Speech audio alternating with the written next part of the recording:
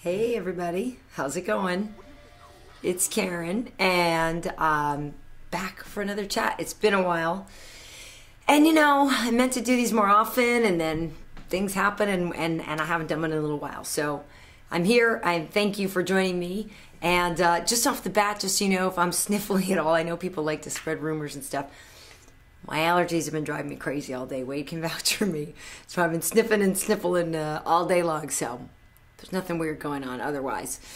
So anyway, UFC 153 just happened. I thought it was a really cool show. I would imagine, actually I haven't seen all the final numbers, but I think a lot of people watched it. I thought it was very entertaining.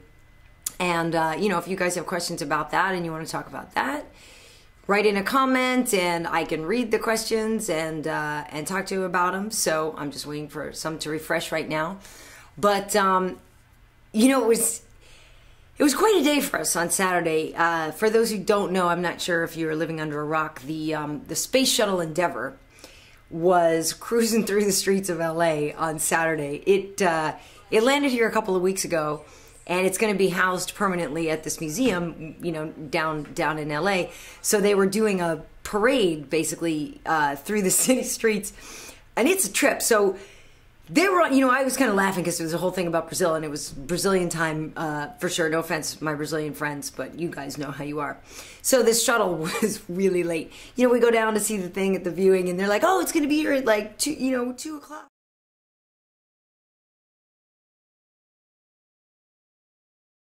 So eventually, literally, the thing was something like 5 hours late or something crazy.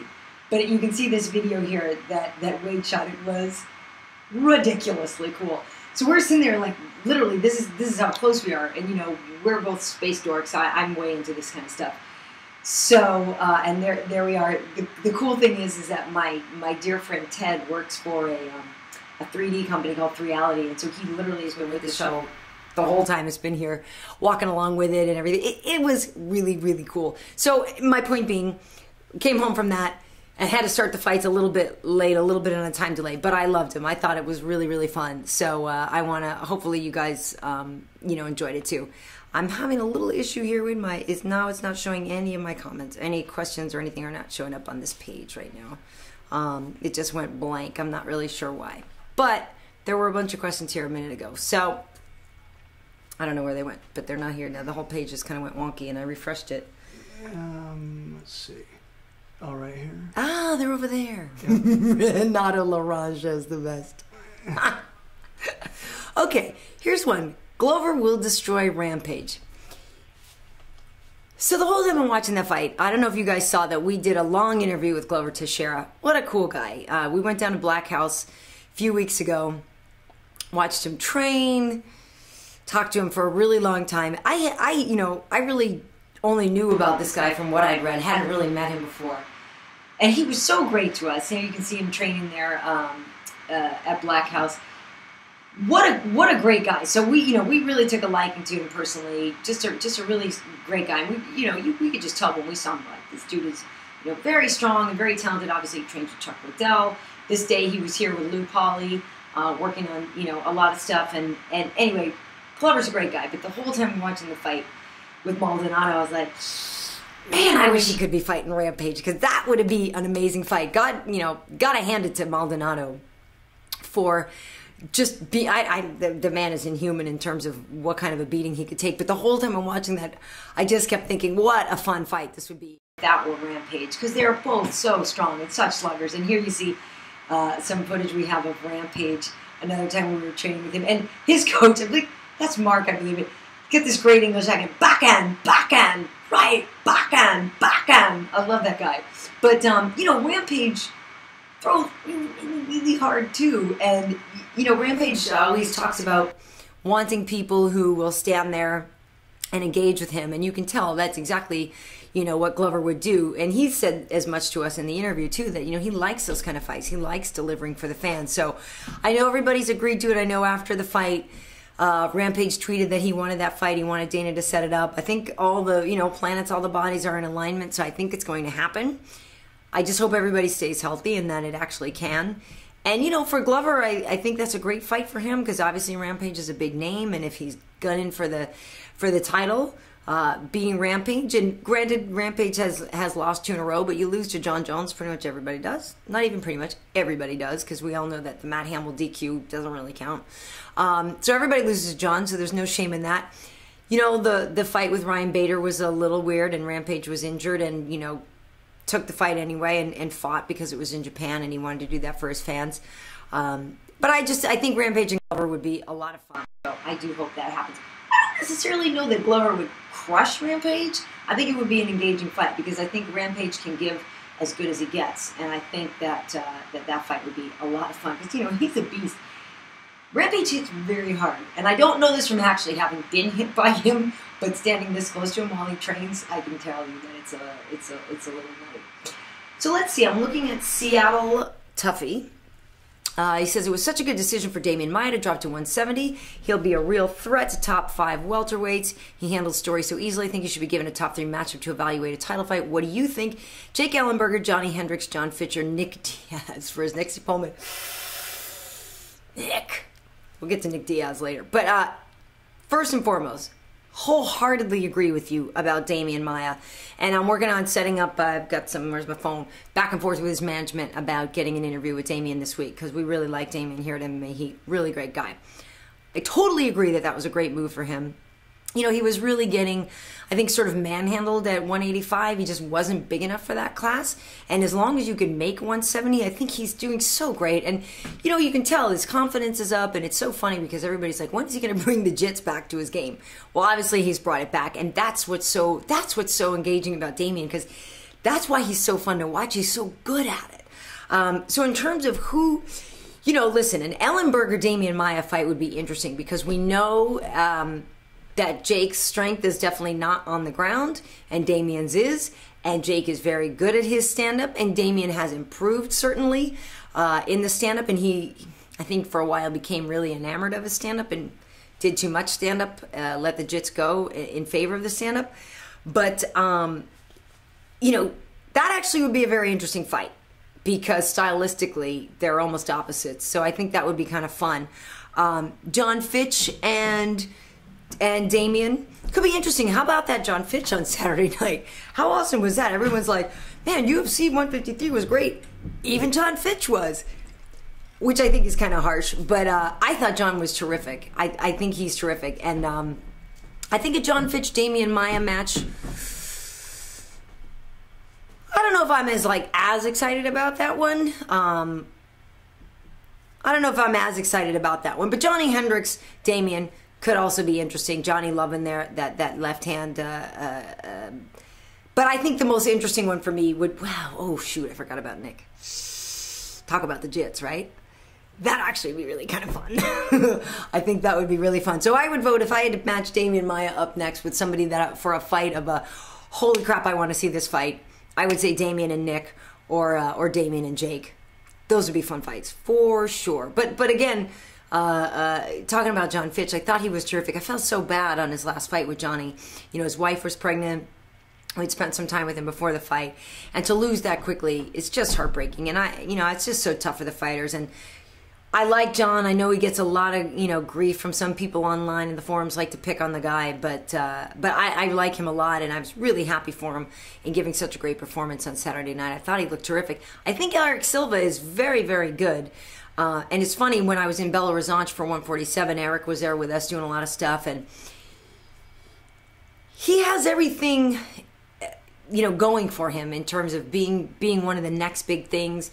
He's a talented guy. He's young. He's a good-looking kid. He's personable. There's a lot about him that's very, very marketable. He just needs a little time to grow and a little time to, I think confidence is a great thing, and I think he showed a lot of confidence in there. In his fight with John, but you also still need to recognize who he's fighting, and John Fitch is kind of good. So let's see. Who should Silva fight next? Bones or GSP, and why? Demand 4226. Look, we all want to see that Jon Jones fight with Anderson Silva. Everybody wants to see that fight. I think if he fought GSP, it would be interesting, but I think a fight with Jon Jones is going to be better. Here we got some footage of Jon Jones here. I just think that would be a much more dynamic, exciting fight. I think Anderson's timing is so good that he would probably neutralize Jon's timing. You know, Jon is so great with those sneaky, hold your hand, here comes an elbow. And I'm waiting, here comes a spinning back elbow. Whereas I think that Anderson obviously has that cage knowledge, that awareness, where I don't think as many of Jon's tricks would get by. And I think, you know, Anderson is so great at playing the length game and using the legs and using this and that. I think that fight would be very, very interesting. To me, that would be a much more exciting, crowd-pleasing fight than Anderson versus GSP. Although, I guess Anderson said something like, you know, he wanted the GSP fight. He thought it would be easier or something. I don't think GSP is going to be easy. But as a fan myself, I would prefer to see Anderson and Jon. I just think that would be much more dynamic. And that would kind of answer more questions about who's the GOAT, you know? I think Jon is phenomenal. And I kind of can't wait to see what happens with him as his career unfolds because he's still so young. It's just insane. But I personally am much more interested in Anderson and Jon. And I know Anderson's like, no, never. But, come on. We all know that. We all know that's going to happen. Live at 0:30 a.m. Yes, Fed MMA 91. I guess you're, what, if it's half past the day, what were they, how many hours are they in England? Where are they? I can't do my math right now. Well, he's saying you're live at basically 12:30 in the morning, or 0:30. Yeah. Well, whatever. Come on, we're late night people. We had a lot to do. My mom was in town visiting. My daughter had a t-ball practice. You know. What? Mention the shuttle again. The shuttle again? Wait, was he going to mention he's geeked out on the space shuttle? And plus, the funny thing is if you look at it, it is pretty bitchin'. Come on. If you look at my my Facebook post this weekend, it's hilarious because we have all this stuff about the space shuttle, and then yesterday we sat down and geeked out and watched that crazy man jump from outer space out of on the red boat jump. That was insane. I thought that was pretty awesome, but we're seriously watching and the guy's crawling out of his little pod. We're like, are you kidding me? Are you kidding me? Are you seriously going to jump out of that thing? I thought that was insane. And the guy's free falling at like 600 and something miles an hour. That's nuts. But I thought that was really entertaining. So it was a good space weekend. Let's just put it that way. Let's see. Okay, let's see. Okay, so some of those comments came in earlier when people were waiting. Let's see. I guess I need to maybe refresh that. 800 miles an hour. Was he really going that fast? The astronaut Vic 7. I guess you must be dialed into astronaut stuff because you... But that was pretty amazing. And you are from... you're from Austria too, just like the jumper. Good for you. You people are nuts. But really, really cool. What is this? Fitch would destroy that Fitch would destroy the shuttle in a fight. I don't know. That shuttle looks very strong to me. The shuttle, I think, has a pretty good it's just ridiculous. I was gonna make some ridiculous joke. But that's funny. Karyn, you should show your husband on camera, the famed cameraman who stayed silent while Rampage motorboated you. 2 things. Wade has been on camera before, and here he is here. He looks kind of like Chael Sonnen. No, I don't. Yes, you do. Hey, guys. And B, for the 3,000th, I can't even say it, 3,000th time, Rampage didn't actually motorboat me, guys. He just kind of leans in. It's a joke. It's a joke. He didn't actually do it. Although I know Tommy Toehold likes to make fun of it, and MMA Roasted put it in his latest video. And I called it the motorboat heard around the world because everybody still talks about it, which to me is fine. I thought it was very funny, and we love Rampage, and he's our buddy, and it's very funny. So, Ubzada, do I think Strikeforce is near his end? I do. I'm sorry about it. It's unfortunate, you know, but I do. I was looking forward to the November 3rd card. We actually have an interview with Liz Carmouche that we will be putting out regardless. She's a really, really cool girl. Trains down in San Diego area, and when we were down for Ronda's fight, we caught up with Liz, and she's really, really cool. So we have this great interview, you know, with her. You know, unfortunately with Strikeforce, you know, the interesting thing is there's all these ins and outs about the Showtime deal, and, you know, Showtime just needs fights, and it doesn't have to have great ratings, and some fighters have deals with Showtime, not just deals with Strikeforce. So there's kind of this funny intricacies going on with that. The only reason I think it's perhaps nearing the end is because with the Zuffa purchase, you know, these guys have somewhere else to go, so they could kind of get folded into the UFC. It's tough. It's a tough call, and I'm, you know, I hope it doesn't, because I've seen some great fights there, and I really like Scott Coker, and I really love where his heart is and what he wants to do with this organization. But it kind of doesn't feel like it's got a lot of legs left, does it? And I know they were saying, oh, we're playing this great, you know, event for January, and I hope it happens. I really, really do. And I think they're doing good things for women's fighting, as is Invicta. I hope it stays around. I hope it doesn't go away. But if it did, I guess I wouldn't be surprised.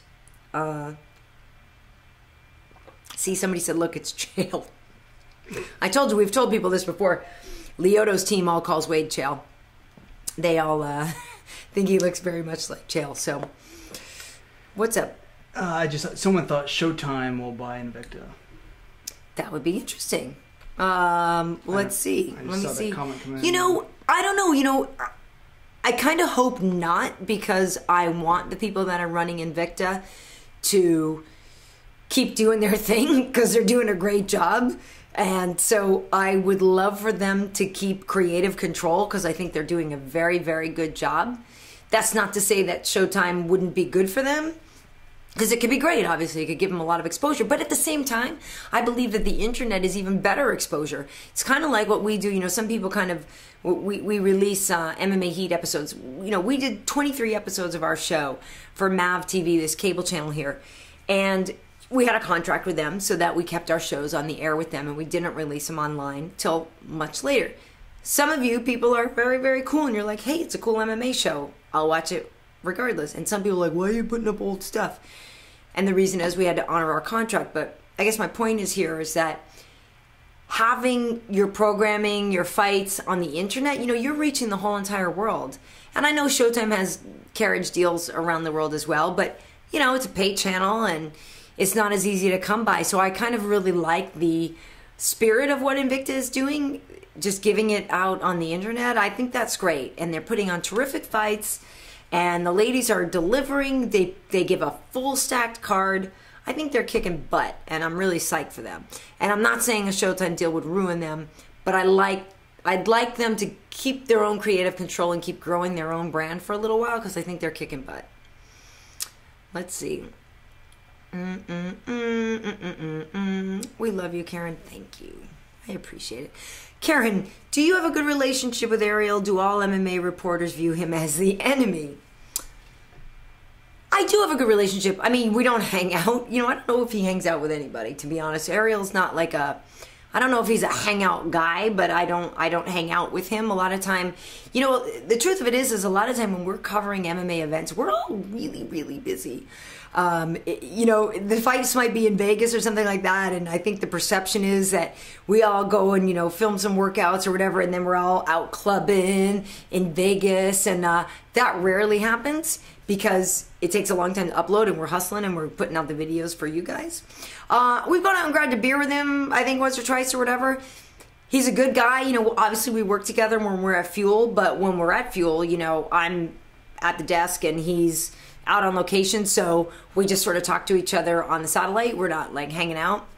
But I think there's a competitive spirit between all of us. I don't think there's like one person who's the enemy. I think, you know, when all of us reporters are working at an event, we're all trying to beat the other guy collectively. There's not one united enemy. But I will say this too, because, you know, some people like to say that we're enemies. You know, he has a very big platform to put his show out on. We're a very independent company. So pretty much he's always going to beat us in terms of numbers because he's on a huge platform and we are not. But that's why you guys are awesome, the fans, because you spread our videos around and you help us out, and we really appreciate that. if you could do something else for us, hit up, and I'm going to call out Alden from MMA Elite. We're going to call out some people from maybe Fear the Fighter, this and that. Basically, we need sponsors to help us go to more events. So for the companies that you guys love and that you support, Monster, Zions, MMA Elite, all this stuff, you know what? Do us a favor. Shoot them an email every now and then and go, or a tweet. Hey, you know what? You guys should work with MMA Heat. They're doing great stuff. If we had more money, we could do more. And that's really what it comes down to. We're a small operation and we do the best we can. Sometimes people ask us, hey, why didn't you go to Rio? And then why weren't you in Montreal? And why aren't you here and there? We simply, it's hard to fund all that stuff. So we could use some help. So some of those people that are your favorite products and stuff like that, if you could do us a favor every now and then and tell them hey, why don't you guys start working with MMA Heat? That would be awesome. Because then we can do a lot more, and that would be really, really great. What do I think about the new organization, World Series of Fighting? We love us some Ray Sefo here at MMA Heat. We love us some Ray Sefo. I think it's great. I think anytime there's more opportunities for fighters to show their skills, I think it's terrific. Ray has been trying to put this together for a while, and he's a very smart man in terms of the fight game. This man has had countless fights, 90-something fights or whatever. And here's Ray and Vitor. Yeah, we got some footage of this. So that's at Extreme Couture. That was before the Anderson fight, wasn't it, with Vitor? But Ray is the man. We love him. And I really think he's going to put on a good show. He signed a lot of really solid talent. The tricky thing with new organizations is, you want to pay your fighters a nice rate, a competitive rate, so that they want to fight for you. It just can be tricky to maintain that. If you guys remember, I worked with the WMMA, the what was the World MMA? Anyway, it was great. We had a nice event in El Paso, and I don't know if they ran out of money or they're working on some stuff. It's just hard because, the UFC is a really big deal. They get a lot of the great talent, and they're a big deal. That being said, I think what Ray is organizing is great. I 100% support it. I wish him all the best. I just saw Rumble a few weeks ago when I was in Florida. Are you doing more Space Shuttle stuff? No. I see. I'll look over at Wade's computer. He's got a picture of outer space. So I think he's back to geeking out about the Space Shuttle again. I'm done with that. But anyway, I think it's terrific. I'm glad for Miguel Torres to have a place to fight because he's a great fighter. I'm down. I think it's great. We're trying to work it out and go out there and support it. Eric Fontanez, what's up? I'm sorry I missed Zarina's birthday party. My mom was in town. We couldn't make it. But when's the wedding, yo? Do I think... I made it. Oh, K2O Juice has made it. He was stuck in a bus when you saw the post. Thank you for taking public transportation and lessening the smog in whatever city you live. That Buckeye baby, do you think they'll add women to the UFC anytime soon? And how many weight classes? I know Dana has talked about, we all know he's got, I'm not going to put words in his mouth and say he's got a crush on Ronda, but they have a good relationship, and I'm not surprised. Ronda's a really, really cool girl. And Dana obviously is very cool. They've been teasing us with that fight of Ronda and Cyborg in the UFC, which I think would be amazing. Again, about adding women to the UFC, I think it's the whole thing about proving there's enough depth to the field, and that's why I want Invicta, like I mentioned before, to keep going, because I feel like if Invicta can prove that they can put on, a few events a year and not just always have the same women fighting each other, keep proving that there's more women coming up, then I think maybe, the UFC could look into that. I just still think it's going to take some time. And I think it's also kind of that field of dreams thing where if you build it, they will come. That's why I think Invicta is so awesome, because I feel like women are seeing, wow, here's a very professional platform. Here's a platform that's getting a lot of eyeballs. Here's a place where I can really show my skills, and I have to be professional. I think it's terrific. So I think as long as Invicta keeps going at the rate it is, that we could potentially see women in the UFC. But it would also take... it would also take the fan demand for that. It would also take the fan support and appreciation for that. And hopefully the fans around the world can just get past the fact that it's women fighting and just look at a great fight, because there are some really, really talented women. Karyn, Dos Santos or Cain? Dos Santos. I love Cain Velasquez. I think Cain Velasquez is very talented. I think Dos Santos is more athletic. I think he's faster. I think he's, although, God, Cain is just a crusher, isn't he? Cain is just a crusher in that Bigfoot fight. I think Dos Santos' movement, I worked with Frank Mir after his fight with JDS. We worked together at Fuel, and one of the things he talked about was Junior's footwork. He said, I didn't expect that. He said, I know he's great. I know he's a great puncher. I know he's this. I know he's that. He said, but Frank basically said he was confounded by his footwork. And I don't think Cain has that footwork. But, Lord help you if you get in the way of one of Cain's punches, or if he gets down on the ground. I think I'm going Junior. Sorry. I'm not going to say sorry. That's just my opinion. But I could totally be wrong, and if I were wrong, I wouldn't be mad. Because the great thing about both of those guys is that there's time for them to still get better, and it's not like this fight is a do or die. They gotta win or go home. So I think that's great. But I think it's also going to be an awesome fight. I just think Junior is not that he's more athletic. I just feel that his speed is a little better, and I would pick Junior in that fight. I appreciate you guys. You guys have the best coverage. I'll tweet you guys out. Thank you, this Scareco. I think that's it. Thank you. We appreciate it. Let's see. What is this? Let's see. Chael and Jon Jones next tough coaches. How fun would that be? I guess I gotta look back again, but I guess Jon Jones said something like he didn't want to coach against Daniel Cormier because nobody knew who Daniel Cormier is, and this and that. Anybody who's a fight fan should know who Daniel Cormier is. That guy is awesome, and he's a terrific fighter. I don't know. Some people may know, don't know. I guess it was for that fight in May. It was for JDS's fight, right? That we all got to work out with Daniel. Yeah. So they had this thing out in Vegas at the Tough House before the fights in Memorial Day or 4th of July, one of those. And we all got to work out. So they had 3 stations. They had Daniel Cormier teaching us wrestling. They had Joseph Benavides, our buddy, and Alan Belcher teaching some jiu-jitsu. And they had Mike Pyle doing boxing. So they all put us through these 20-minute workouts. And Daniel Cormier is... He's terrific. Not only is he a great fighter, but just a great teacher. I mean, anybody in the AKA San Jose area, if you have the chance to go train or study with Daniel Cormier, I think you absolutely should. I think he's terrific. I would like Daniel Cormier and Jon Jones because I feel like Daniel Cormier is such a good teacher. I know this now from firsthand experience that I have a feeling that his guys could really kick some butt because of his instruction and his guidance. Whereas, I don't know if Jon Jones is going to be a great teacher yet because he's still a student, a very gifted student at that. But I'm curious how Jon would be as a teacher right now.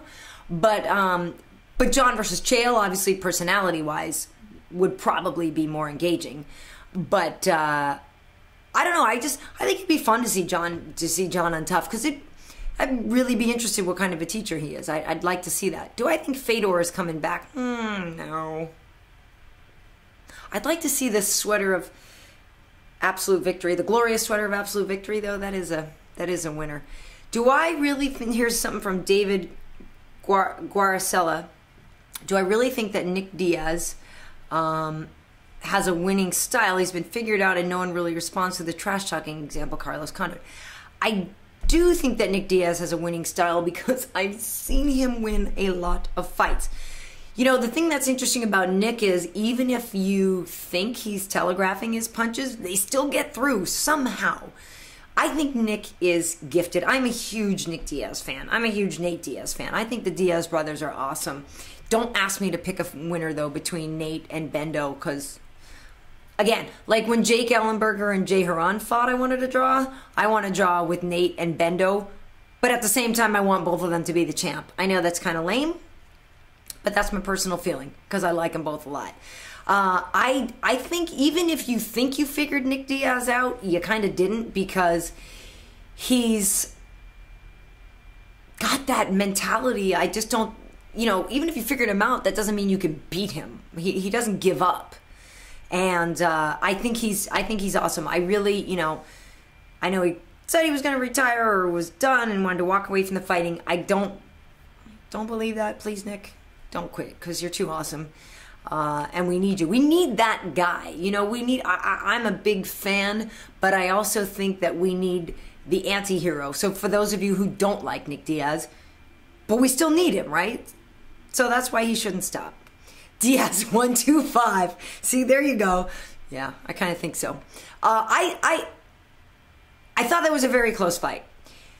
And it was funny because I was sitting there with Zeus and Lazy the Savage. And, the guys at Middle Easy are totally down with the Diaz's too. And so I think they were a little biased. I think I was being a little bit more honest about the rounds that Carlos won. But I do think it was 1, 2, and 5. I do. Anyway, taking nothing away from Carlos, who I actually like and I think is a very good fighter, and I'm really looking forward to his fight with GSP. So, what were you going to point out? Oh, yes. Well, yes. I do have a question, because I'm wondering, I know we said we were going to end at 10:15, but we'll see. Maybe we'll keep going if you guys have stuff coming through. But I'm curious if any of you want to type in and let me know if you saw Here Comes the Boom. Because if you did, or if you haven't seen it yet, we did an interview with the director, Frank Karachi. We spoke to him the other day up at Fortune Gym, and he's so cool. This guy, he said he's a huge fight fan. And so here's a shot of us with Frank. So, the movie is a production with Adam Sandler's company and stuff. And Frank he's a huge fight fan, and Kevin James is a huge fight fan. And Kevin, wrote this movie with a lot of the fighters in mind. He loves Bas Rutten, wrote the role specifically for Bas. And if you watch on my channel the interview with Frank, but he talks about the fact that, we all know Bas's rhythms and the way he speaks and this and that. And they were saying, if they had written that role and just farmed it out or auditioned it out to a comedian or something, they would have played it differently. Like, literally only Bas could play that role. We all know Bas. We all love that guy. He's a superstar. Bas Rutten is a superstar. But I'm curious for who saw it. Wade saw it the other day. I haven't gotten to see it yet. He loved it. He thought it was great. I want to see it. I mean, who doesn't like Salma Hayek?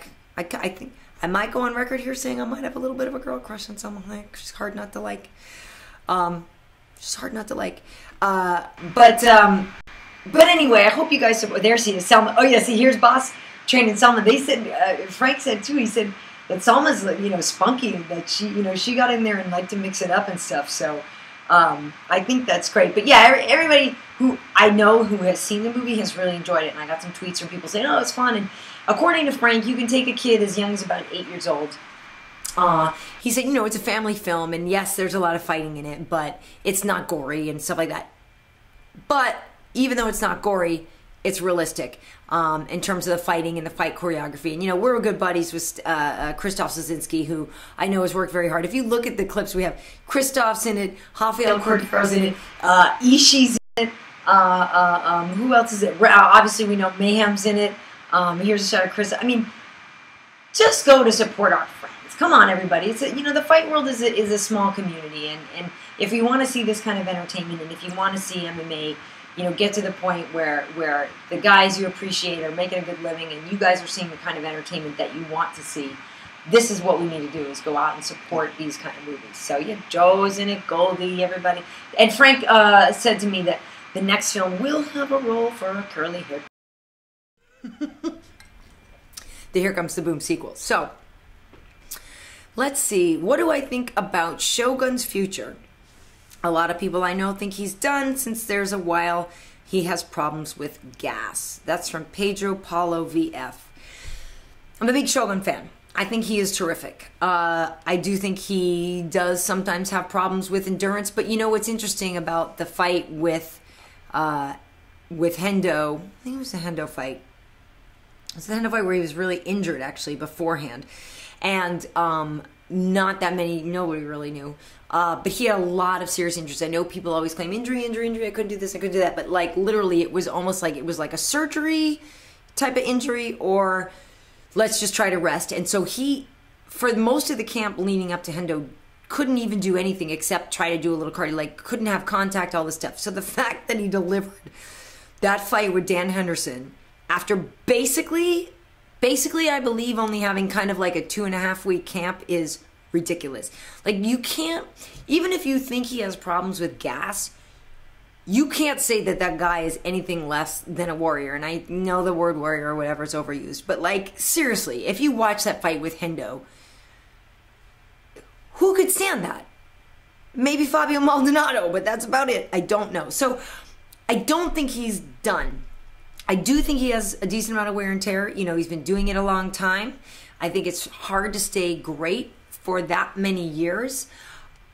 But, you know, the fight with Gustafsson, I think it's going to be fun. You know, it's hard because I'm a biased. I really am a Shogun fan. I don't think he's done, but I would like to see him, you know, maybe change some things in his camp or whatever. But I love, you know, Diaz is a great guy, and I think, you know, they're doing some good things. And his fight in August, you know, that was good. I just, you know, it's hard. As an observer, sometimes we all think we can fix somebody's problem and just stick them on the, you know, make them go run more. I don't think it's just that. I think it's hard to probably stay motivated when you're doing it this long, and I don't know if that's what it is. But he still gives us great fights. He always is entertaining.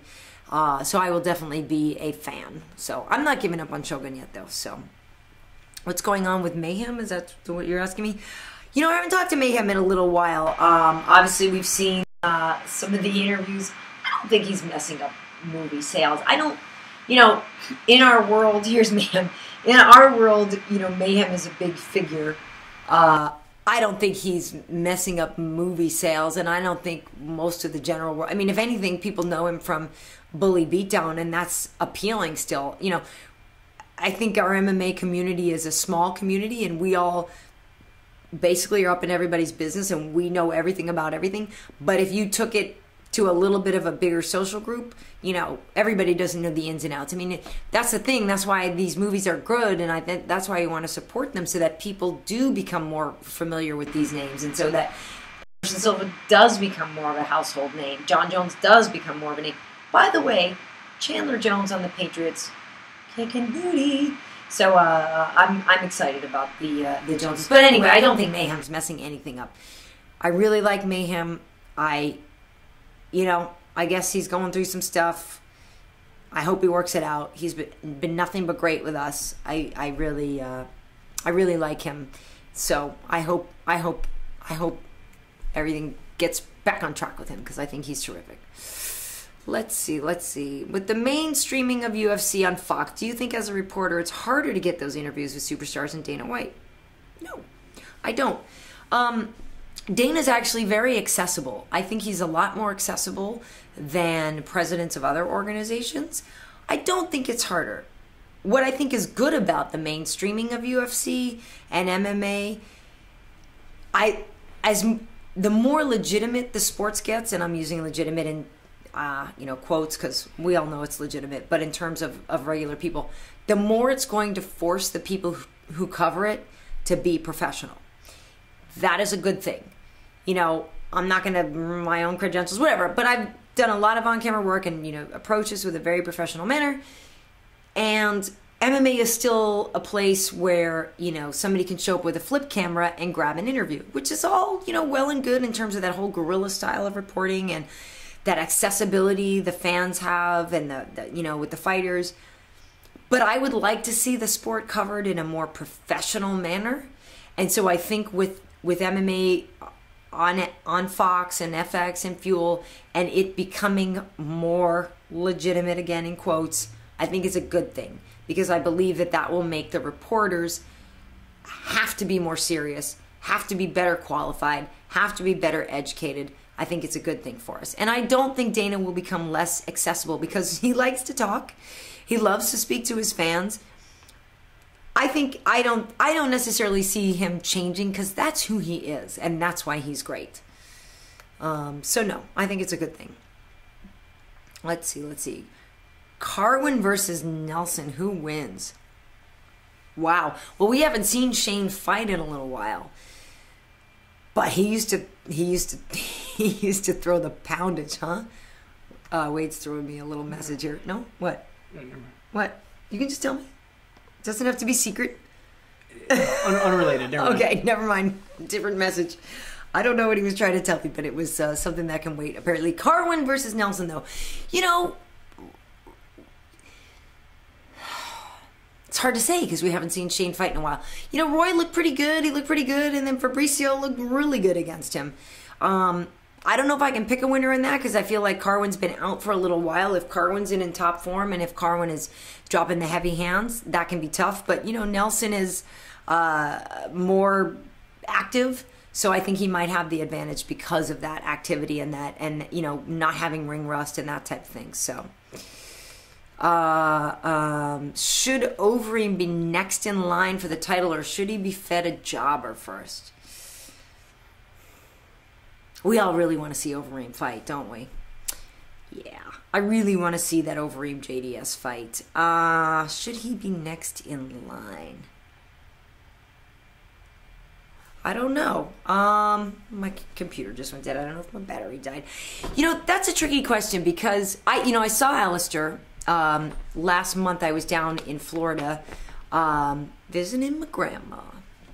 And I stopped over to the Black Zillions camp. And I saw Alistair, and he's massive, and he's in really, really good shape. You can tell still. You know, mathematically, should he be next? Maybe. You know, he makes a pretty good argument. I'd like to see him have another fight. You know, when he comes back off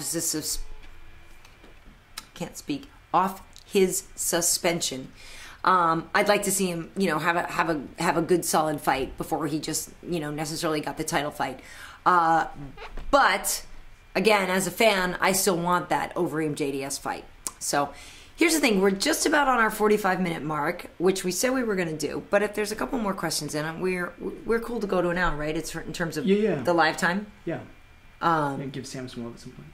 Sam? Who? Oh yeah. Yeah.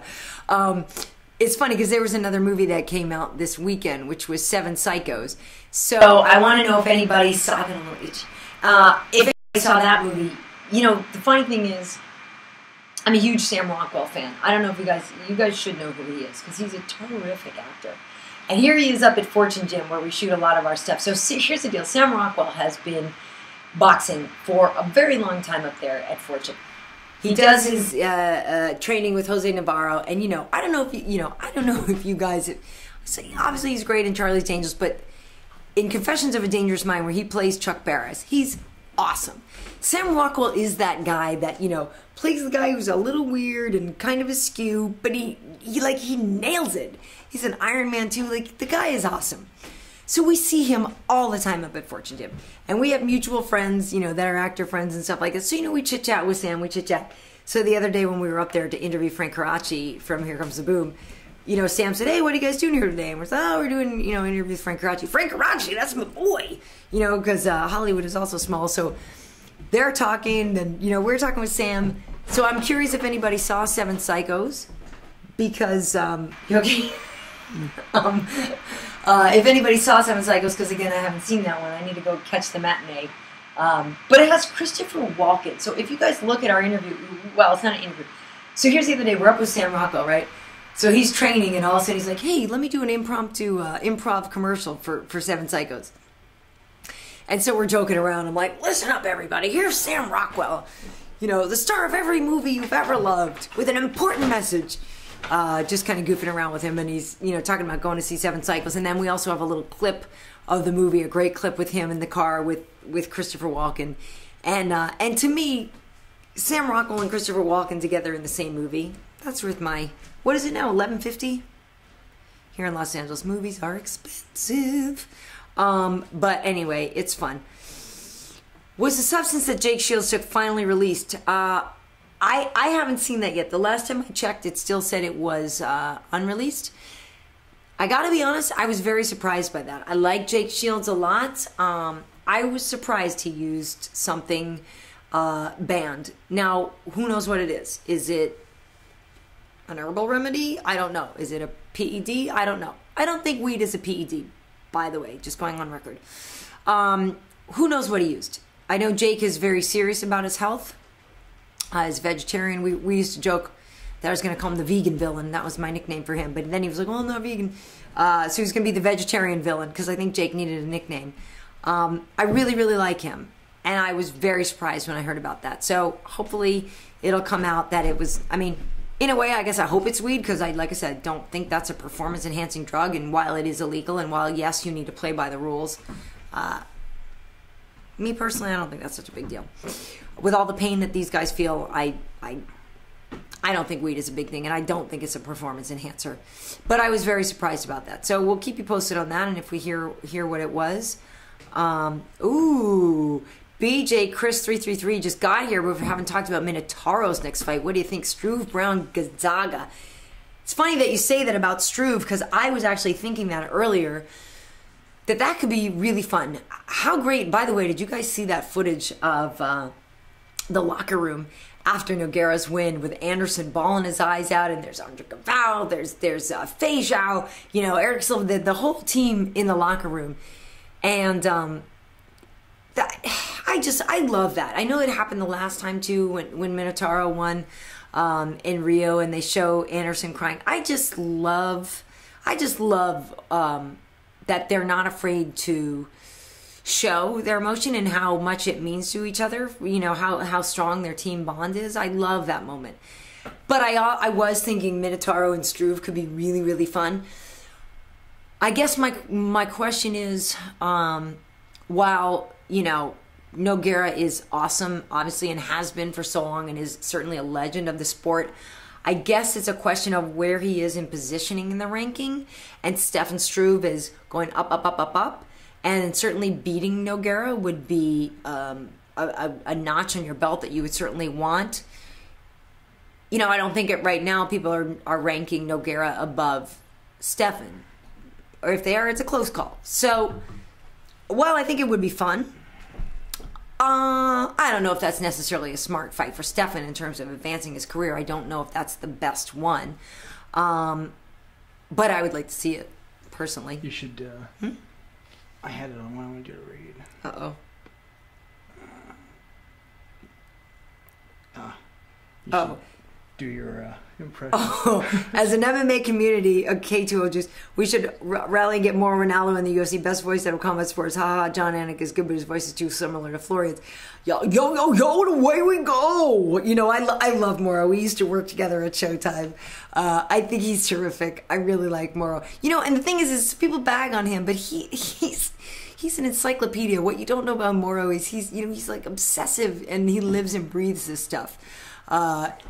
That would be fun, but I don't want him to take Anik's job because Anik's my boy. I love him too. So we just need, there's so many fights. Maybe we should have a rotating, lineup of reporters. Because, not for nothing, I like doing the interviews in the cage too. Done them before. Like doing that. Would I do Joe Rogan podcast? Any day, any time. I'm a Joe Rogan fan, man. Except he would get me in trouble. He'd probably get me to admit stuff I shouldn't admit. I would do that anytime. Wait, see, somebody else is saying makes him cry every 10 minutes. It is. It's emotional, isn't it? It's it is emotional. Let's see.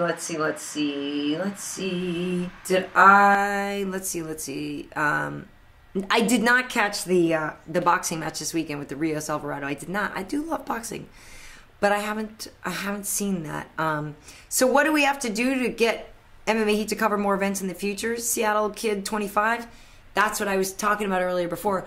Basically, we need some help with the financing. So people that you like and products that you use, MMA people, the clothing brands, the energy drinks, whatever, tweet them, text them, go, listen, you people should be working with MMA Heat. Because if we can get a little help on the financing side to getting to these places, we'd be more than happy to deliver for you. But it's pricey. And that's really the only thing keeping us back. It's just the only thing. Because we're a small operation. We don't have AOL or Sports Illustrated or, USA Today backing us. So we do the best we can with what we have, and we really try. We really try. So, and here's the thing: I was going to be going to Macau with Fuel, and even if I'm going on a fight with Fuel, I can shoot some stuff myself. Like when I went to Belo Horizonte for 147, I can grab my own, improv interviews and stuff. So I was supposed to be going to Macau to do the reporting. And then they said, oh, actually, we're going to change that up. So I'm going to do the anchoring for the Macau show, for the weigh-in show, which, to be honest with you, between you, me, and the wall, I have tickets to the Afghan Wigs reunion concert for that night. And when I bought them, I was like, okay, the only reason I won't be able to go to the Afghan Wigs is because I'd be in Macau. And I guess it'd be a pretty fair trade-off. So initially then I was going to go to Macau, and I kept my Afghan Wigs tickets because I was like, son of a... God, I love this band. Then I got a call the other day from my producer, and he's like, actually, we need you to stay here in LA and do the weigh-in show. So, bada bing, bada boom, I get to do the weigh-in show, and I get to see my Afghan Wigs, and now I have a guarantee that I'm going to Australia for the Tough Smashes finale and that show, so I am psyched. So those of you in Australia, I'm coming, baby. And, and somebody's going to make a gif out of that. Oh, Jesus. Oh, man, why did I just say that? Anyway, I'm excited. I've never been to Australia, and... Justin Fortune at the gym we always film at, he's from Australia, and just told me I'm gonna love it, and I'm sure I am, but I'm on my way, so I'm excited. Let's see. What do I think is next for Maia? Good things, I hope. We were talking about him a little earlier, and I'll be talking to him probably this week. I'd like to hear who he's going to fight, but I think only good things. I think he's hitting his stride at 170, and I'm excited for that. Let's see. Let's see. Let's scroll down. You see anything? Am I missing? We had some... Yeah, we should give a shout for S7.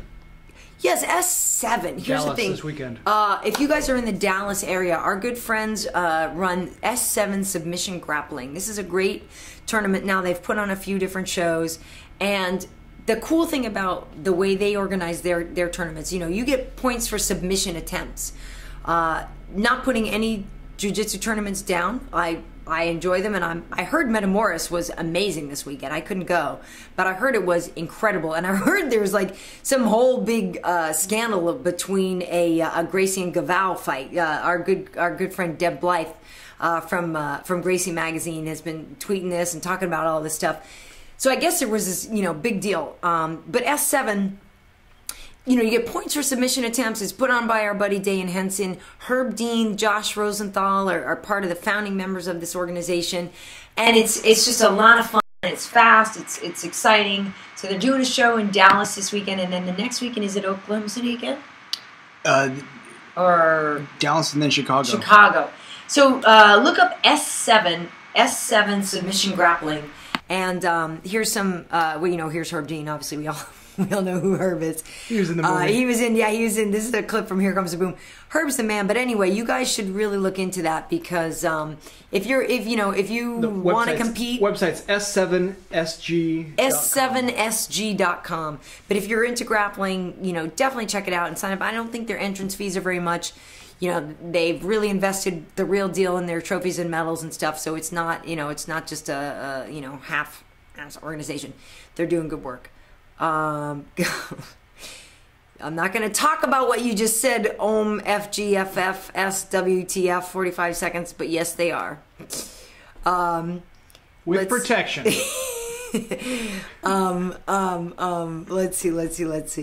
Let's see. You guys don't have, what else, what other questions? I'm trying to think what else I wanted to talk about.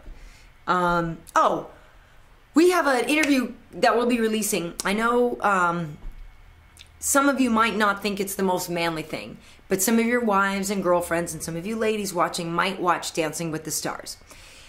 Here's the thing. This guy, Gilles Marini, who is on Dancing with the Stars, he's on it, this is the All-Star season. He was on it once before, came in second place, I guess. Gilles Marini is a really wonderful guy. He was in the Sex and the City movie. If you remember, Samantha's looking at her neighbor, the naked guy that's showering. Yes, ladies and gay friends, that's Gilles Marini. Handsome man. Turns out he's way, way, way into jiu-jitsu. He's good friends with Sheik Congo, so that's how we first met him at fights, and we're like, wow, what's this actor boy doing here? Turns out, you know, he's great friends with Sheik. They're both French, but they met, you know, a while back, and they just bonded. They're wonderful friends. But anyway, Gilles trains out in it's not Studio City. It's Ventura, right? It's on Ventura. Mm-hmm. Chris Lissan.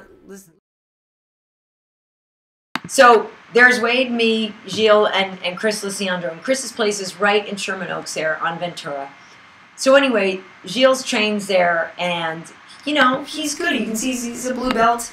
But he's really, really way into it. And so we've got an interview coming out with him that we're going to be releasing, and he's doing a great job on Dancing with the Stars, and he's just a really good guy. And it's another one of those great things that's an intersection of MMA and entertainment. You know, we know a lot of actors that role, and so when we put that out, I hope you'll watch it, even for those of you who think, oh, I don't really care about this pretty actor boy or whatever. He actually has a really good philosophy on why he loves jiu-jitsu and how it helps him as an actor, and just what he's found about it empowering him in his life and in his art form.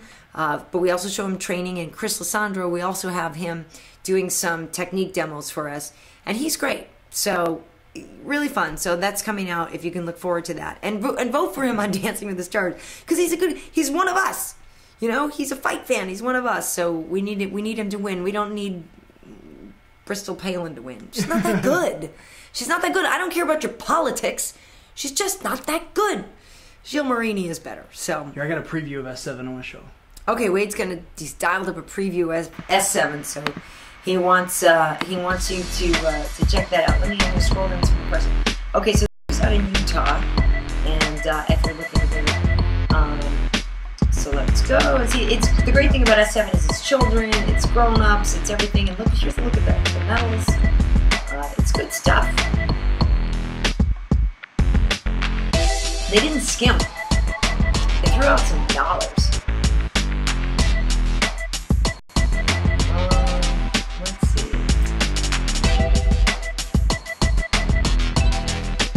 Went up to the event. I think GSP versus. There's Henry Akins. Look at that. Henry Akins is. They put a lot of money into it. It was an amazing event. There were 10 matches going. Just how nice they had it set up. It was nicer than even Abu Dhabi. Mm-hmm. And you know, the rules, I really like what they're trying to do with the rules, because they're trying to put more focus on submissions instead of just points for positions.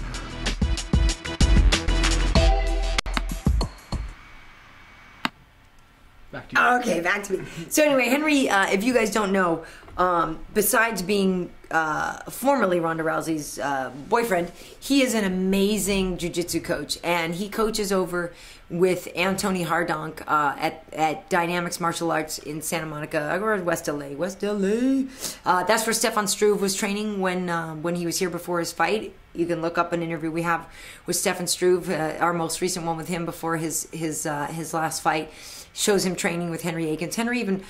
Henry's so cool. Like, you know, I've boxed and done other martial arts, but I've never really rolled and done jiu-jitsu.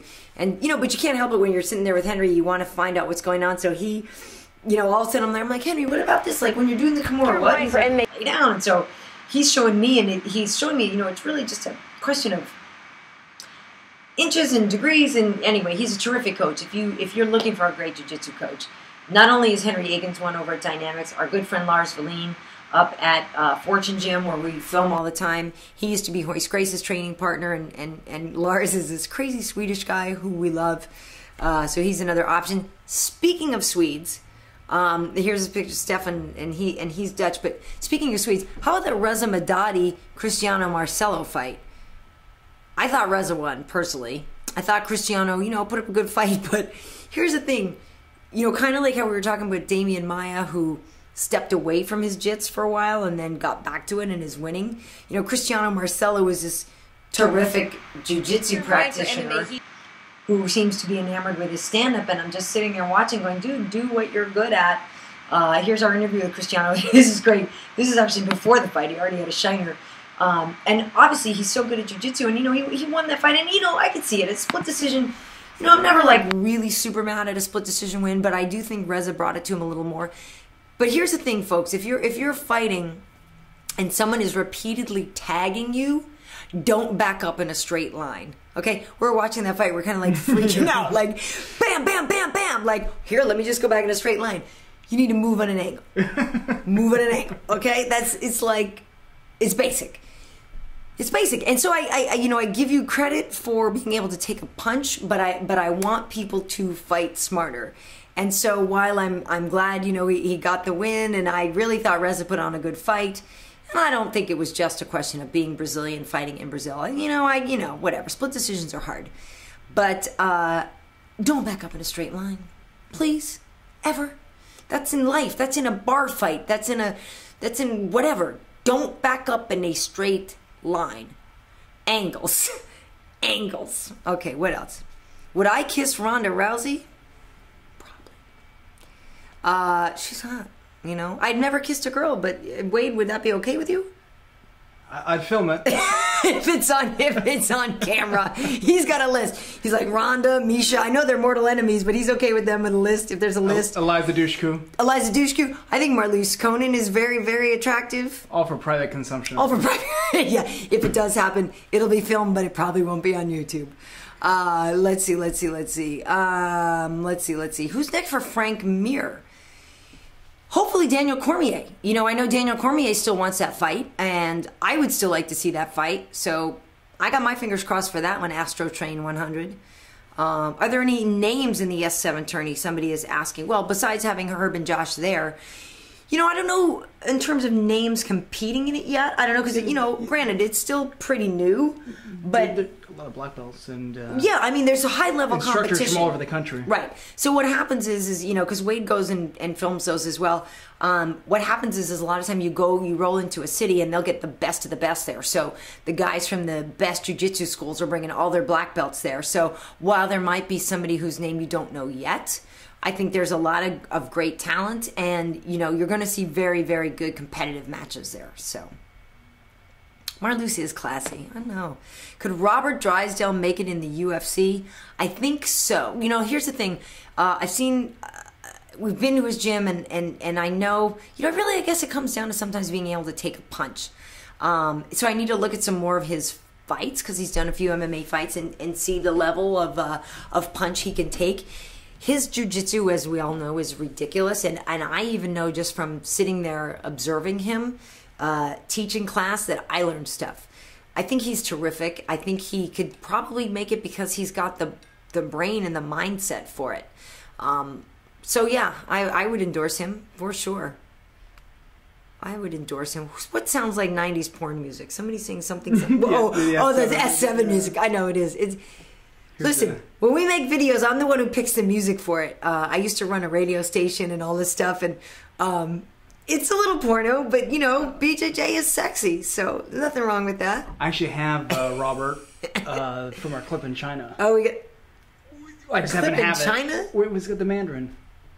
So, yeah. Here's the thing. We did a show. One of our episodes, we did a lot with Robert Drysdale, and we've started working with this organization called RUF in China, the Rannoch Ultimate Fighting Federation in China.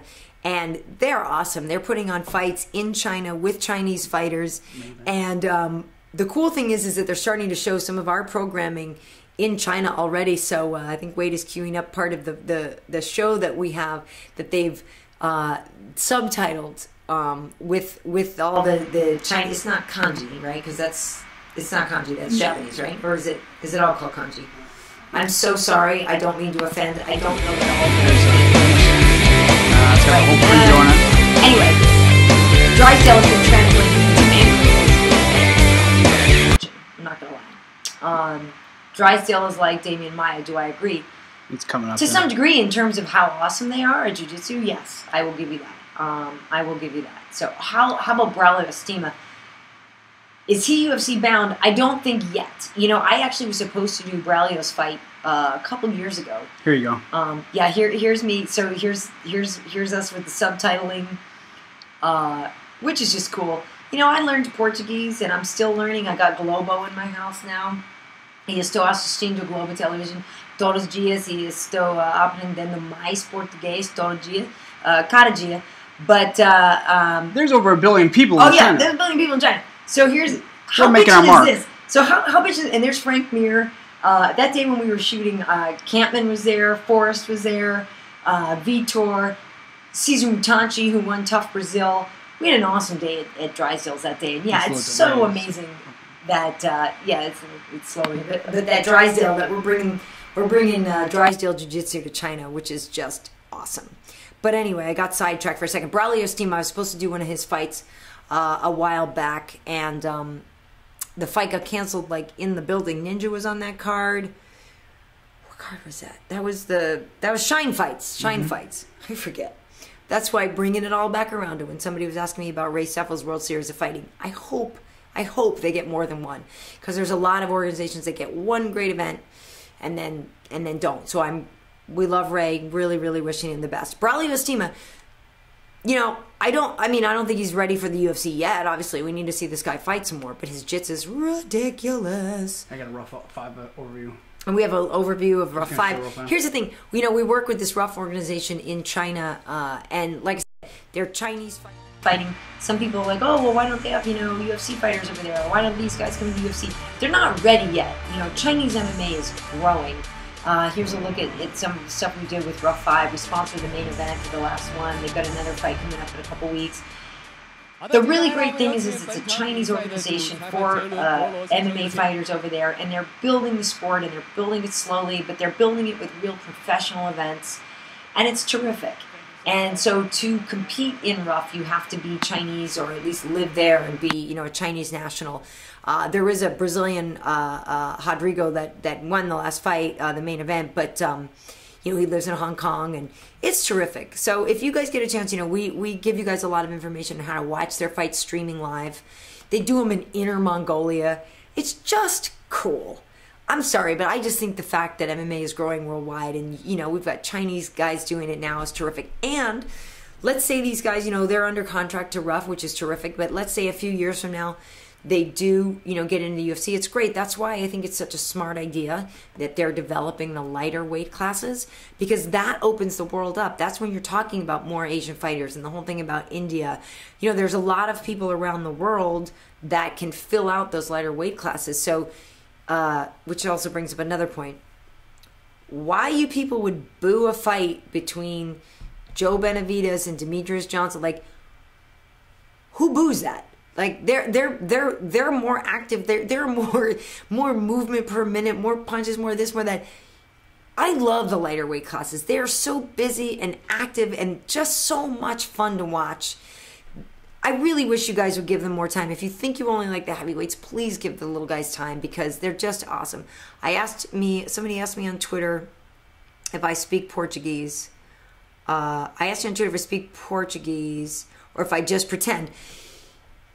That to me is so funny. I guess it was after Belo Horizonte. Somebody was like, oh, I don't think she really speaks Portuguese. She just memorized some stuff to ask the guys. Listen, that language is not easy. And I studied it. I used Rosetta Stone and stuff. Eu falo português, mas é idioma muito difícil para aprender, para falar. Não é fácil. Eu falo português, eu estou estudando português, estou assistindo português, tenho Globo na minha casa, estou assistindo Globo todo dia, estou assistindo Avenida Brasil, Altas Horas, Lado a Lado, Estúdio 1, estou assistindo porque quero aprender mais, porque eu quero falar com os lutadores brasileiros e quero... Right. We don't know what you're saying. Okay, I'm just saying, some people do. The whole point is, I do. It's not an easy language, and I do speak it. So those of you who think I'm faking, I would say something to you, but I won't. But I'm not faking. I learned it. It's not easy. I learned it. I'm still learning every day. I got a Kenny Johnson clip. Kenny Johnson. Another teaser of what we're doing. Okay, Kenny Johnson. I gotta be honest with you. We've been sitting on this footage for a while. We've had some issues here and there, but Kenny Johnson was in The Shield, which is my all-time favorite show. Then he was on Sons of Anarchy. got blown up on that show as well. But Kenny Johnson is a huge fight fan. And we shot some... On two left hook, right hand. Come, Ken. Come. Pivot on your hook, Kenny. What? Pivot on your hook, mate. Nope. Hook. Yeah. Bang. Pivot. Oh. Yeah. See the difference? Yeah. Pick up all your speed. Yeah. And you're not... Your hips are doing all the power. Right. You just picked up twice as much speed. Lost no power. Sure. Hook. Bang. Right hand. Okay. Hands up. Target. Bang, bang, good, you target. Boy, target. Here you go. No. Come back. All right, and by the way, and walk off. He says, "Did it and walk off." That's delayed, by the way. Okay, yeah, okay. Well, so anyway, so Justin was a heavyweight contender, fought Lennox Lewis, and Kenny is awesome. So I promise you, and I promise Kenny, it's coming out. He's a great interview. Talks a lot about, again, like I said with the Sam Rockwell thing, why fighting is so important in his life and what it does for him as an actor. And so it's great. Thank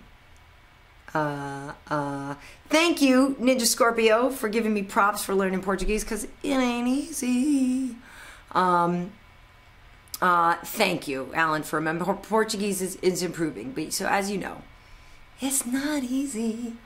Sons of Anarchy. Yeah, you know, it's funny. As much as I like Kenny Johnson, I didn't quite get into the Sons of Anarchy as much. But...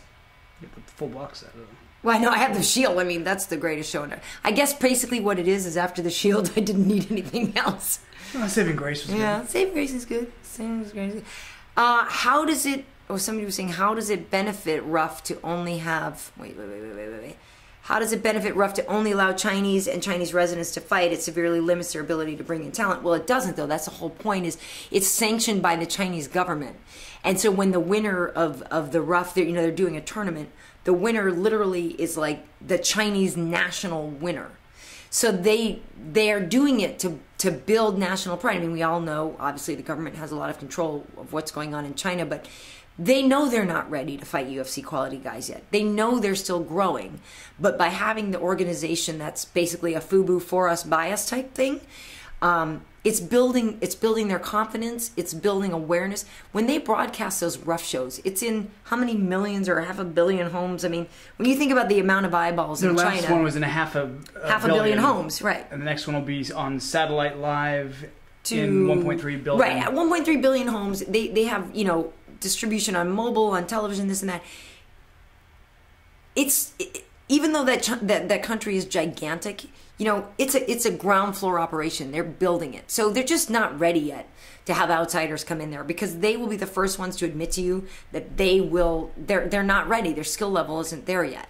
But the cool thing is that they're building it, and they're doing it in a very professional way, and they're teaching the guys how to be in a big show and do the media and this and that. It's really a great organization, and we really are happy to work with them, and we're really looking forward to watching them grow. So we are psyched. Someone just asked if you went to college. Did I go to college? And if so, what for? Did I go to college? I did. I went to Brown University, and I have a double major in political science and sociology. I kind of thought I was probably going to be a lawyer. If you can't tell, I like to talk. And I thought I might be a good, prosecutor. I like to, figured the whole performance in a courtroom would be good type thing. So yes, I did go to college. I went to a very good college. Where'd you go? So what do we think? Should we take it to the top of the hour? Do we have time? Will it go tonight? That's a long time. That's like a 90-minute thing. Will it go, or will we run out? You can go that long. Okay, we'll go to the top of the hour. So, hey, somebody just said Kenny KJ can't punch for S. Here's the thing, Albone 3000. That was his first time working with Justin. Kenny Johnson, that was the first time, yes. That was the first time working with Justin, but Kenny can't punch. Here's the thing. If you want to look on our website, on our YouTube channel here, YouTube/Karyn Bryant, Kenny is a competitive arm wrestler, too. He will smoke your butt in arm wrestling. Wade can vouch. Wade's a strong guy. Trains 4 times a week.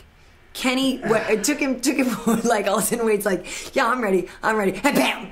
Did you say you were ready? I'm ready. No, bam, bam! Like, it's ridiculous.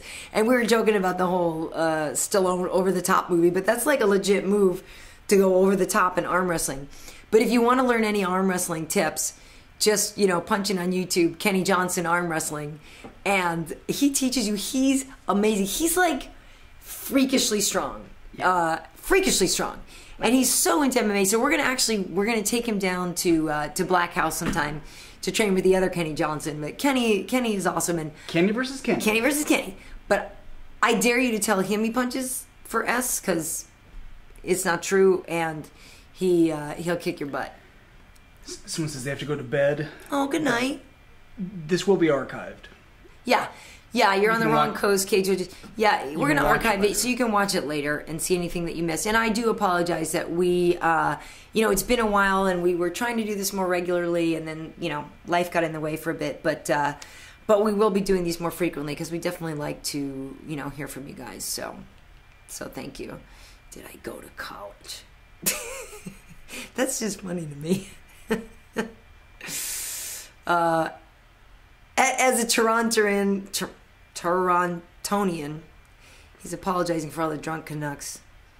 I don't know. Have there been drunks typing, or did they mean in general when we go to the shows? I had a great time when I went to Toronto. And we went up to Calgary. That was lovely.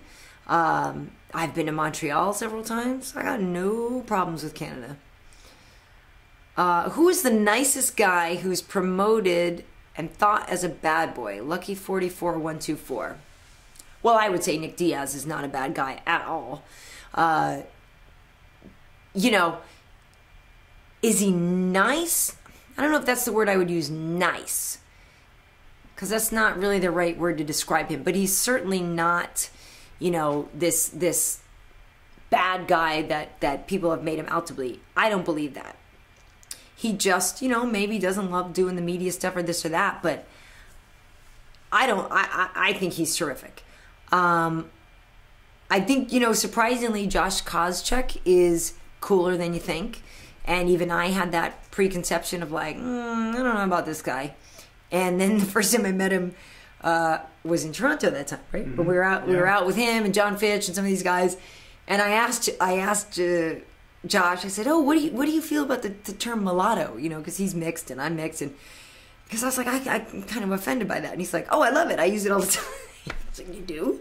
But it turns out that he's actually really cool. Flies his own planes. He's not a bad guy. And I think, he's been put in that position. And we like to have those kind of guys. And I don't think he's as bad as that at all. I also think Chael is really cool. I worked with Chael for the first time a couple weeks ago on Fuel and had a great time. He's a very smart man and knows how to push people's buttons and knows how to say the right thing to get a rise out of people. Chael, in certain people's eyes, is seen as a bad guy. And I'm not going to lie. He said some things before that I was like, I'm offended by that. And I didn't like everything he said. But I applaud his entertainment value and his desire to entertain people. So he's not that bad. Speaking of Fuel, I want to tease the Kenny Florian piece. Oh, yes. For UFC Magazine. Yes. Speaking of Fuel, one of my cohorts over at Fuel, Kenny Florian, Wade was filming with Kenny for UFC Magazine. And Ken Flo did a little, I would say Saturday. It's not Saturday after the Fuel side. It was a Thursday after the Fuel side. Look at Ken Flo. I love this guy. So here's another video that you can see on our channel. And it's Kenny getting up close and personal with some hot bikini models. Hello. And so it's funny, it's a shoot, it was a style shoot for sure. But Kenny had a lot of fun, and the girls are they're lovely. There's nothing wrong with them. So you can watch this video of us that we shot behind the scenes, and then I guess of course you could pick up UFC Magazine to see this spread. Kenny's great. That's a fellow Massachusetts boy. I'm down with Kenny. I think he's great. Let's see. That's actually on the MMA Heat channel. It's on the MMA Heat channel, yes. It's not on the Karyn Bryant channel on YouTube. It's on the MMA Heat channel. Have I ever watched or interviewed Gracie University, Henner, and Hiron? They give the best breakdown after fights. Charles Harmon. I haven't interviewed them, but we know those guys, and we know Hollick. We've been down at the Gracie Academy in Torrance and filmed there. We filmed there with our good friend Tarek Azim, who is also one of Jake Shield's coaches and stuff. And so we're down. We're not mad at them at all. We have a nice interview actually with Hollick before he fought Sakuraba. But yeah, I think the Gracies are cool. God no issues, but haven't done any real extended videos with them. No, they do a lot of their own stuff, so they're good at getting their own coverage out. So when will we see Shinya Aoki submitting people in the UFC? How about it? But he couldn't. I wonder if he'd be able to wear the pants. If they'd let the pants go, that would be fun. I like him too. That'd be fun, right? But he's doing the ONE FC and he's doing here, he's doing there. Sometimes I wonder, I feel like as a fan, we go, oh, when do they come to the UFC? But sometimes I wonder if they even want to be there. I don't know. But I would like that. I'm cool with that. I'm cool with Shinya Aoki. Let's see. It's my favorite horror film. Somebody's asking. My favorite horror film. I used to like that Hellraiser movie. That was creepy. And I also like Candyman. Candyman. Not again. What else do I like? Oh, well, actually, bringing back the whole Hollywood thing, what is it, The Last House on the Left? Last House on the Left. Our good friend Garrett Dillahunt is the star of that movie. He's the bad guy, and he's creepy as all get out, and he's our dear, dear friend. And he is way into jiu-jitsu. He's the star of Raising Hope. He plays the dad, not the young boy who had the baby.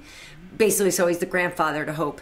But that's our dear friend Garrett, and he's way into jiu-jitsu, trains with our friend Lars, and he's great. But his movie, we were at the premiere, and I'm sitting right next to Garrett. I was like, "You were one. What are you doing?" Like, so that was creepy, and maybe the creep factor got heightened because that's our good friend. But I thought that was a really good movie. That was a really good movie. So let's see. Was I worried or in awe when Anderson put himself against the cage like that? I did for a second go, dude, not smart, because it's not like Stefan can't punch and can't, And that fight was so interesting to me because I was worried for a second because I'm thinking, yeah, he could really get tagged here.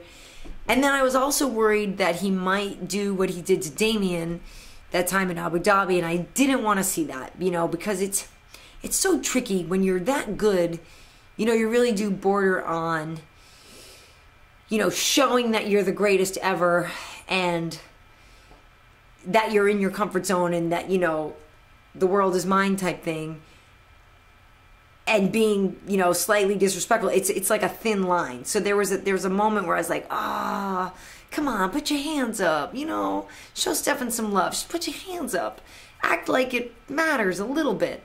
So it did bum me out for a second, but I think that was overridden by the awe of, my goodness, it's, Anderson is just, he's ridiculously good. And I think it was overcome, by the sense of like, this man is just phenomenal. And when he did that knee and just crumpled him, I mean, it was just, because he kind of knew it was coming. No disrespect, but Anderson can dictate and do whatever he wants. And so, you're sitting there just watching it, wondering, when's it going to come? So I did think that was exciting. I did worry for him for a second, but I think ultimately know, he was going to do his own thing. But I like Stephan Bonnar so much. I didn't want him to be disrespected, and I think he didn't get disrespected.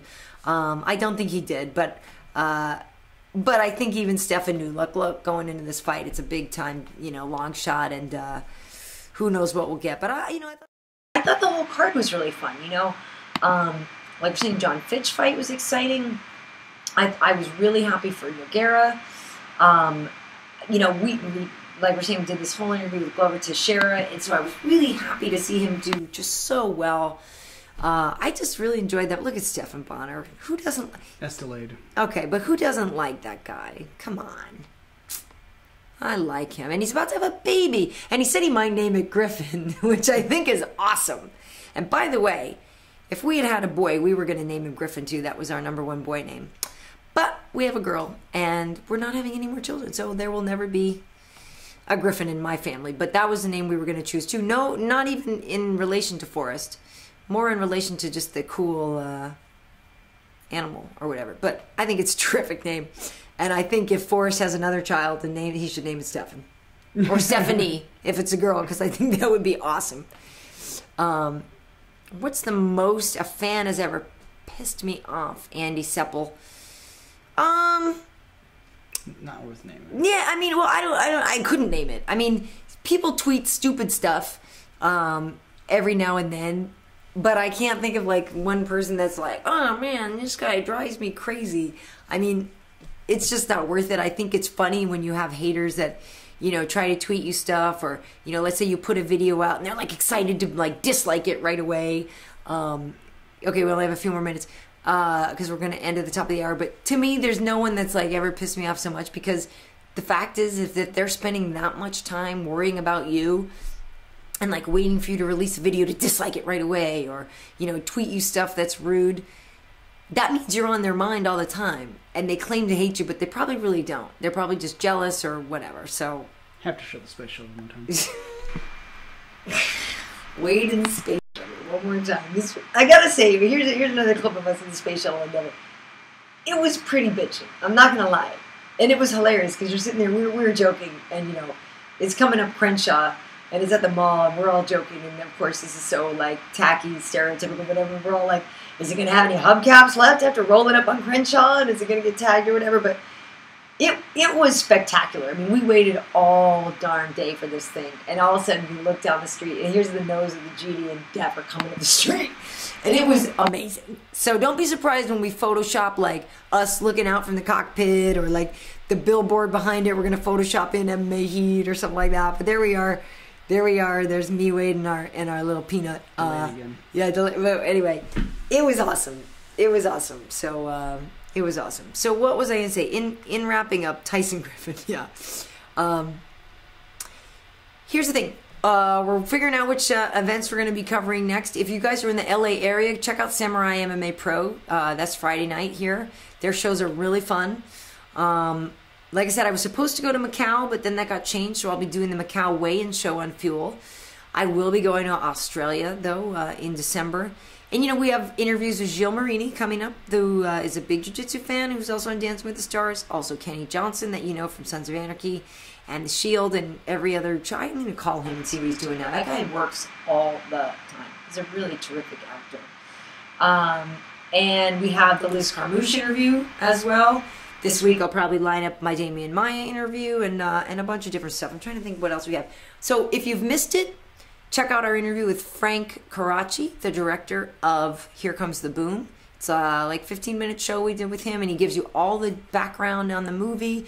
We have a ton of behind-the-scenes clips from the film, you know, with Boss and with, you know, Christoph Sosinski and a lot of the fighters. And, you know, Frank tells us a lot of the stories behind the scenes of how it came together, and you know, how good a fighter Kevin James really is, how much weight he lost during the movie, how good Salma Hayek is, all the stuff about Boss and all the fighters.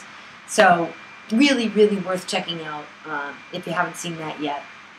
And also our quick little Sam Rockwell commercial for his film Seven Psychos, where we show him in the boxing ring. He can throw a punch, and he's also said he wants to do a boxing movie. So hopefully he'll get it. So see Seven Psychos as well. And also, don't forget, hit up the energy drinks, the t-shirt makers, the MMA gear, the sponsors that, you know, you think you'd like to see us work with, because the more cash we have, the more we can do for you guys. So that's really, you know, that's really what it comes down to sometimes. So I really just want to say thanks, you guys. What's the first MMA? What's the first one I went to? I don't know. Small one. What got me into MMA? That's a good question. You know, I grew up watching boxing with my dad all the time when I was young, so grew up doing that, and I used to take Taekwondo myself a few years back, and then for a wedding present, I gave Wade a membership to a gym where he could learn to basically do MMA. So That's before MMA was just... Yeah, I mean, we got married in 2001 or whatever. So, I mean, you know, UFC was around, but it wasn't as big as it is now. Yeah. But so he started training, and we just started hanging around with other guys that he trained with, and we just started watching more fights. And it just kind of grew from there. And I worked for Showtime Championship Boxing for 3.5 years. And then I did the CBS Saturday Night Fights, the whole Kimbo thing and all that stuff with Crazy Ken Shamrock, and did those fights. And then we started to do our own thing. So it's been a while. You know, I've been covering, on television anyway, covering combat sports since 2005. But it's great. So besides MMA Heat, you know, doing the stuff on Fuel, if we get... The UFC from All Angles show that we're lining up right now, if it comes together... It's going to be awesome. We've had all the, you know, the back and forth conversations about who it is. Let's just say it could be one of the greatest of all times if it comes together. So that would be amazing. But we're really working on that, and I'm doing a lot with Fuel. So I thank you guys for watching that, and I thank you for joining me here. And remember, anything you missed, if you want to go back and watch or share it with your friends, it's definitely archived here. So I wish you a good night, and I'll talk to you soon.